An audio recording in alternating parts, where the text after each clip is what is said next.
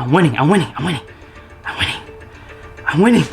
I'm winning. I'm winning. I'm winning. 25 bucks. 25 bucks. Go, go, go, go, go. Go, go, go, go, go, go, go, go, go. So. Here's the 4Runner from the auction. I got it here. It didn't have a key.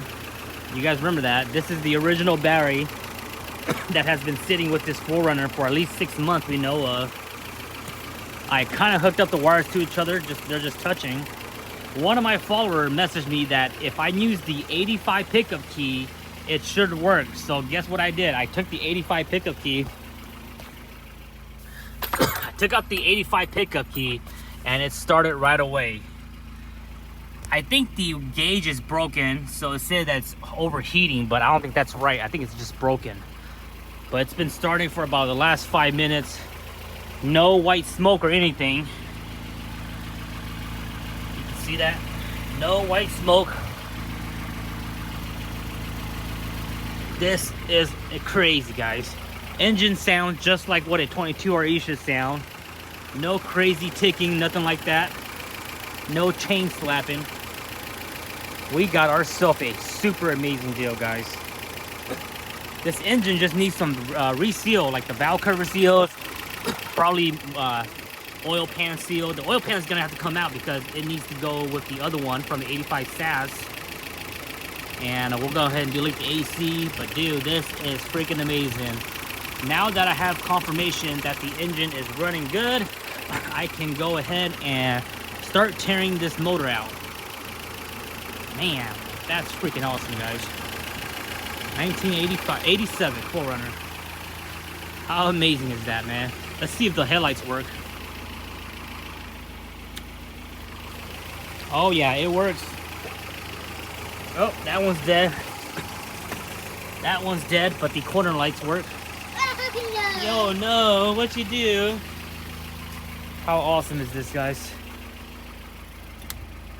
All right, let me go ahead and shut it off. Okay, so that thermostat gauge isn't moving, so it's broken, so it's not overheating. So we know that's good. But how amazing is that? We got the 4Runner working, man.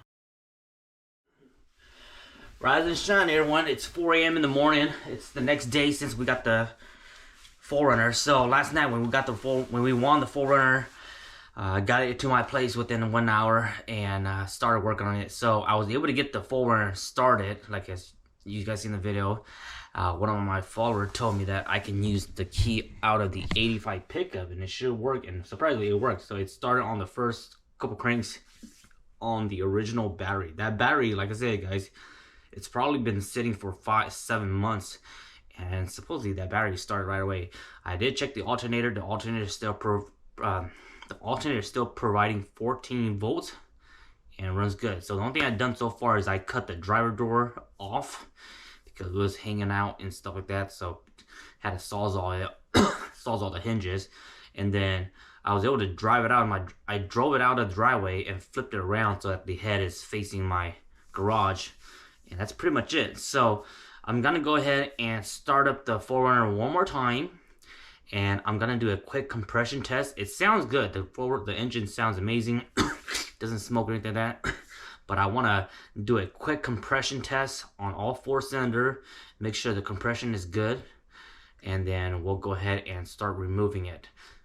Since this engine runs good, and if the compressions are good, I'm not gonna do a head gasket rebuild. I'm just gonna probably do a timing chain rebuild, reseal everything up, make sure it's oil leak free. So let's go ahead, start it up, and do a compression test. I'm not gonna film too much because I am on a time crunch, because I want to get this engine out of the 4Runner ASAP, remove all the parts that I need, and I want to get this 4Runner out of here.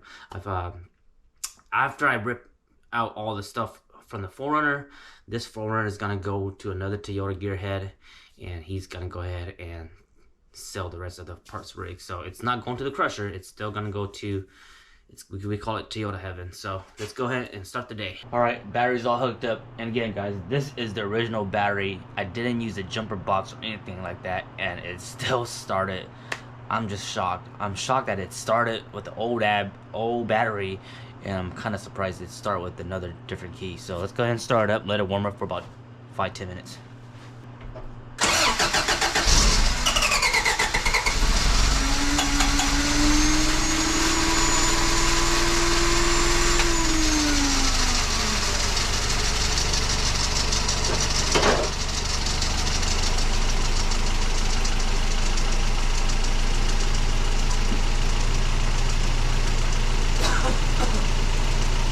There it goes, started right away with the different key. How awesome is that? It sounds amazing. It's not ticking.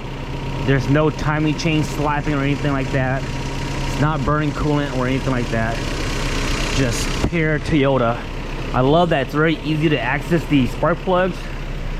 So that's what I went ahead. I just went to cut that door off. Super amazing. Has about almost half tank of gas, so plenty of gas. All right guys, let's go ahead and start stripping this motor out. So the only thing I'm gonna remove is the whole engine, transmission, ECU. I want to keep these hubs, and I might remove the front diff and the 2CV axle because I want those parts. And I might remove the grill and cut the front of the brace right here, just so we can pull out this engine more easier. Might remove the fender because somebody wants to buy it, and the door and everything else I'm gonna leave that for my other Toyota guy, so he has something. But that's pretty much it. Everything in the engine bay we're gonna keep, because in case if I need it. So everything that's engine related, I'm gonna keep on. So that's the plan. All that is gonna go into the 85. So here's all the spark plugs. They look pretty common. They're not super oily, super dark or anything like that. They're NGK. So first compression on cylinder 1, we have almost 200. That's pretty damn high, guys. And usually 180 is your max, but we have almost 200 on the compression, so that's good. Really good. Cylinder 2, not sure if you guys can see it, but let me go ahead and crank it.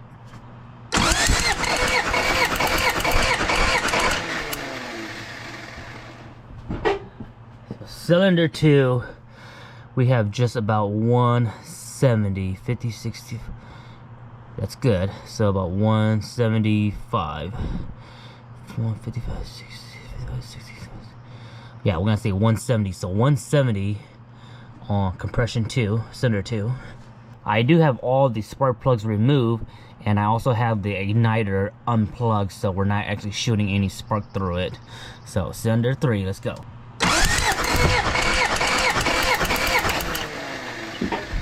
So cylinder 3, where we at? Oh wow, so 180, perfect.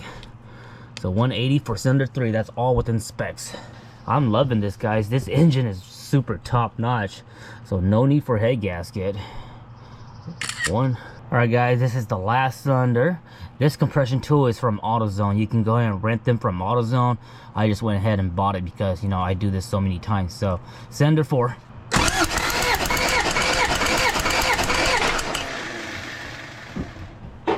Cylinder 4, we are looking amazing. So around 190, no, 200, 205, 210, so 200 psi. So that's good, guys. So this engine is solid.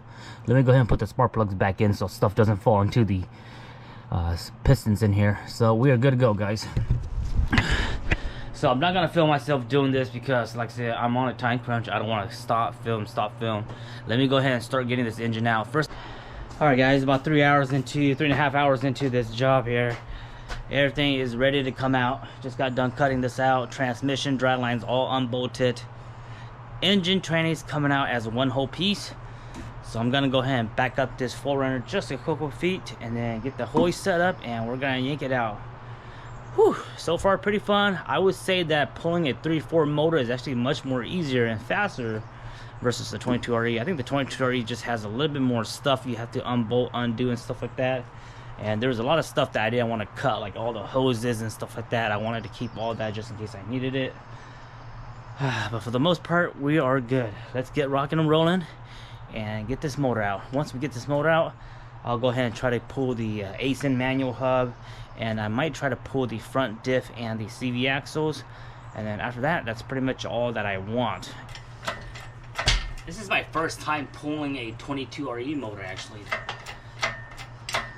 I've only done a timing chain replacement on a 22RE, which was the first time I've ever done something. But other than that, I have never messed with the 22RE that much. I totally forgot something. I have the whole vehicle front end jacked up right now. I need to lower it first before I can remove this motor. I totally forgot about that. So let me put this motor back down, jack up the frame, and remove the jack stand because it was about maybe 2 foot off the ground. Round 2, here we go, guys. I might have to back up the 4Runner behind. There it goes. Oh. Whoa, thank goodness for eye protection, guys. Coolant just squirted out in front of me. This is why I wear eye protection. Yep. These eye protection glasses, they were brand new. And they were in the 85 when I bought it, so I love it. I love it. Everything's coming out so good.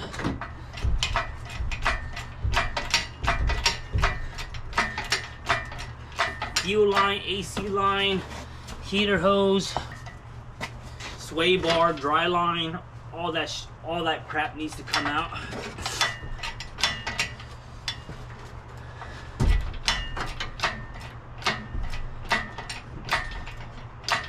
We might have just enough room. Let me double check real quick. Oh, this is what you want to deal with, guys. This is the ground wire, positive wire to the starter, fuel line. This is the fuel return line, and the whole tranny's coming out.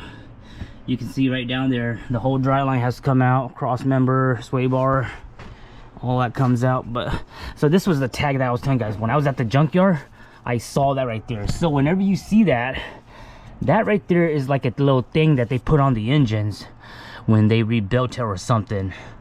And it says, if you clean it up, it says void if warranty void if removed, something like that. So if you ever see that on an engine, you know that's not the original, because original motor, when they are made, they don't have that, and usually that comes from a rebuilt manufacturer. So this engine doesn't have 400,000 miles. Just put it that way, guys. I think it has maybe 100, 150. Something along that line. All right, let's keep pushing. We're almost out, guys. I might need to, okay. So we are out. We just need to clear those wires right there, and we should be good.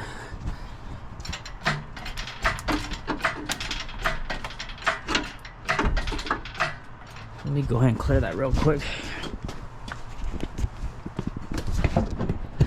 Those are the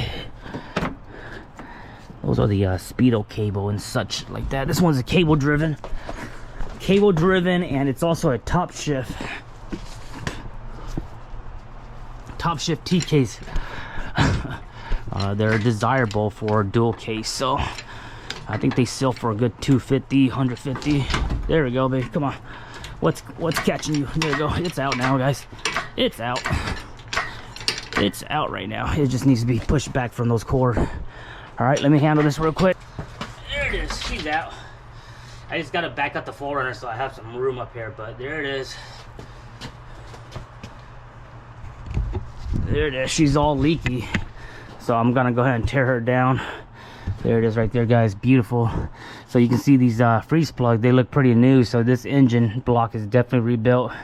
It has a block that says 22R. So this motor is solid. I love it. Everything's leaky though, man. All the valve cover gasket leaks. This is leaky. I'm gonna tear this engine down, at least reseal it. I'm not sure if the oil pan is the same from this engine, because this is solid axle. So I'll take a look at the oil pan, and it's gonna come out regardless, because I want to reseal it. And I also want to inspect that. I want to inspect the timing chain. So this is, oh, a little bolt fell through here. Where did that come from? So that right there, guys. So this is a top shift. This is a top shift T case. A forest shift will be where this will be over here with this. So this would be part of the tranny if that was a forest shift. So this is a top shift where the shifter is actually on the T case. So that's where it's desirable. You guys can see it's been open before, because this is not this isn't factory RTV. This is black RTV, and it doesn't look really pretty. So this thing has been open before. I noticed that the pinion seal was kind of leaking a little bit, so this TK would need a refresh regardless. Quick update, engine's out. I was able to take the time and remove that front diff. The front diff is a long tube. It doesn't have that new school ADD stuff. So I removed the front diff and also took out the 2 CV axle. They're new CV axle, but the main thing is that the boots aren't ripped, so they're still good for using for long term, for future uses. Other than that, that's pretty much all that I'm gonna take.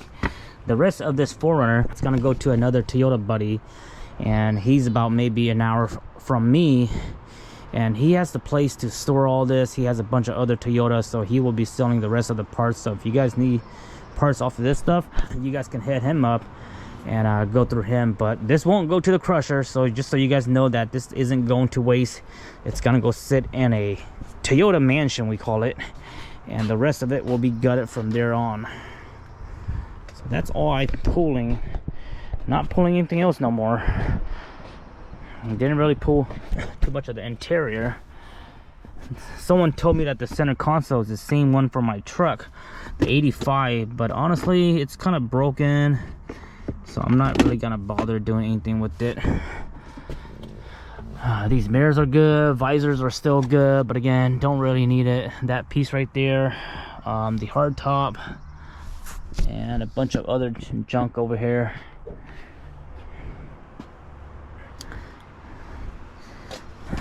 Took the hubs out. There it is.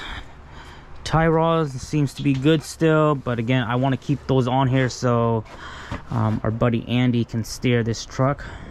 He's gonna come by with the car dolly. This idler arm is pretty new, but we're not gonna mess with it.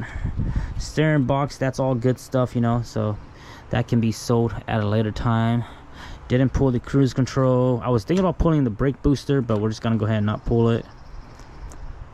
And then charcoal canister, don't need that. AC line, don't need those.